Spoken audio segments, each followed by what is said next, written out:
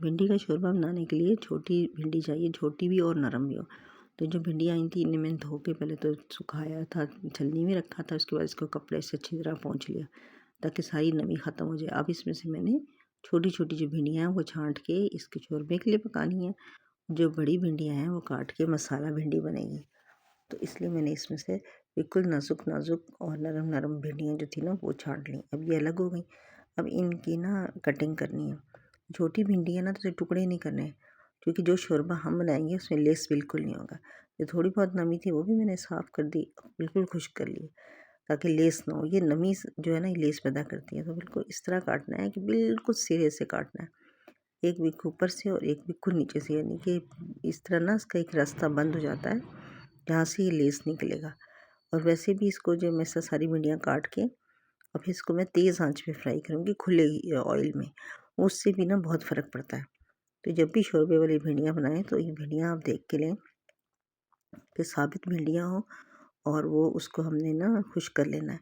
अब इसके मसाले के लिए जो टमाटर लिए काफ़ी बड़ा एक ही टमाटर है, मीडियम 2 ले लें या लार्ज 1 ले लें। अब मैंने भिंडियाँ जब फ्राई करूँगी ना तो इसको भी मैंने फ्राई करना है।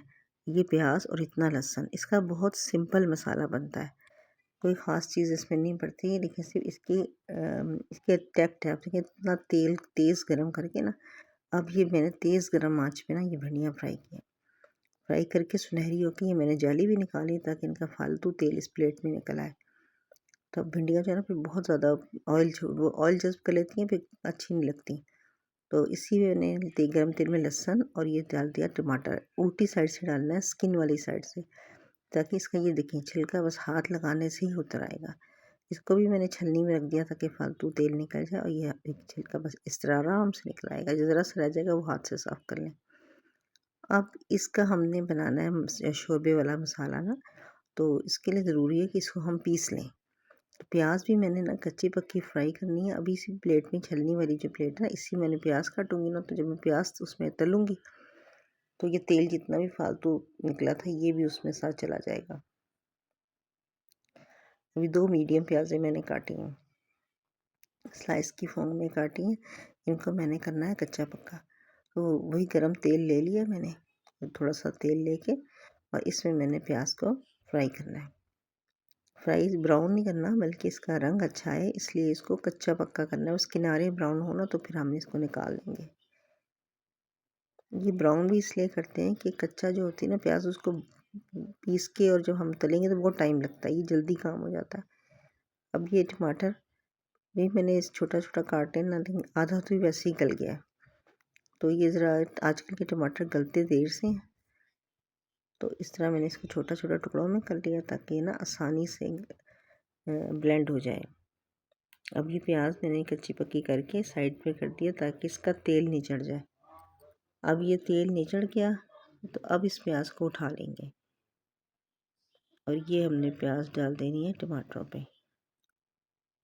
और ये जो खाली ये जो होगी ना, अब रह गया हमारे पास सिर्फ तेल, इसमें हमने नमक मिर्च डालना है। अच्छा, इसकी एक टिप है, क्योंकि हमने मिर्च हमारी बहुत तेज़ है, ये मैंने ज़ीरा डाल दिया है। मिर्च हमारी बहुत तेज़ है तो मैं बहुत थोड़ी इस्तेमाल करती हूँ, रंग अच्छा नहीं आता। तो ये मैंने हल्दी डाली, देगी मिर्च डाली और नमक हस्बे ज़रूरत। देगी मिर्च से ज़रा रंग का, सालन का रंग अच्छा आ जाएगा। और ये मिर्च आधी चमची से भी कम, क्योंकि ये बहुत तेज़ मिर्च है। अच्छा, इसकी एक टोटका समझ लें, टिप समझ लें, ये है कि अगर हम ना देगी मिर्च है ये मसाला, इससे ज़रा सा पानी डाल के 5-7 मिनट ठहरा लें तो इसका नहीं, अभी इसका रंग देखें, जब थोड़ी देर रखने के बाद इसका रंग देखें तो वो रंग अगर हम डायरेक्ट हांडी में डालें तो वो रंग इतना अच्छा नहीं आएगा जितना इसका ना पानी में रख के थोड़ी देर करने के आएगा। अब ये देखिए इसका रंग कितना बहुत खूबसूरत रंग आया है। बस इसको साफ़ करके थोड़ा सा पानी डाल दें ताकि मसाला जले ना। और इतनी देर में हमने जो चीज़ चूल्हे पे रखना है, और ये मैंने भुना हुआ ज़ीरा, गरम मसाले के नाम पे सिर्फ भुना हुआ ज़ीरा डाला है। और ये हमने इसको टमाटर प्याज लहसुन ये ब्लेंड कर लिया है। ज़रा सा इसको गर्म किया, ऑयल जैसे ही ऊपर आया उसके साथ ही मैंने ये मसाला डाल दिया और ब्लेंडर में पानी डाल के रख लिया ताकि शोरबा बनाने में और मसाला भूनने में काम आएगा। अब इस मसाले को इतनी अच्छी तरह भूनना है कि इसमें पानी की रमक ना रहे। अब ये देखिए बहुत अच्छी तरह भुन गया, उनकी साइड से लग गया, वो मैंने साफ़ कर लिया था। अब इसमें पानी डाल के शोरबे को पकाना है। भिंडियाँ चूँकि तलने में ही काफ़ी पक चुकी थी, तो जब ये शोरबा अच्छी तरह पक जाएगा फिर ये भिंडियाँ डालेंगे। तो कोई 5-7 मिनट 10 मिनट शोरबा पकाएं, फिर ये भिंडियाँ डालें। उसके बाद फिर इसको थोड़ा सा देर पकाएं, कि बहुत देर नहीं पकानी। अब इसका देखिए रंग, ये ऑयल ऊपर आ गया और ये रंग देखें। अब ये देखने में पतला लग रहा है ना, ये थोड़ी देर में ना गाढ़ा हो जाएगा। रखने से ना ये शोरबा ये ना गाढ़ा हो जाता है। तो अब इसको हम डिश आउट करते हैं। उसका सालन का देखें ये कितना कौरमा कौरमे वाली की तरह हो गया ना, ये उस वक्त पतला नज़र आ रहा था।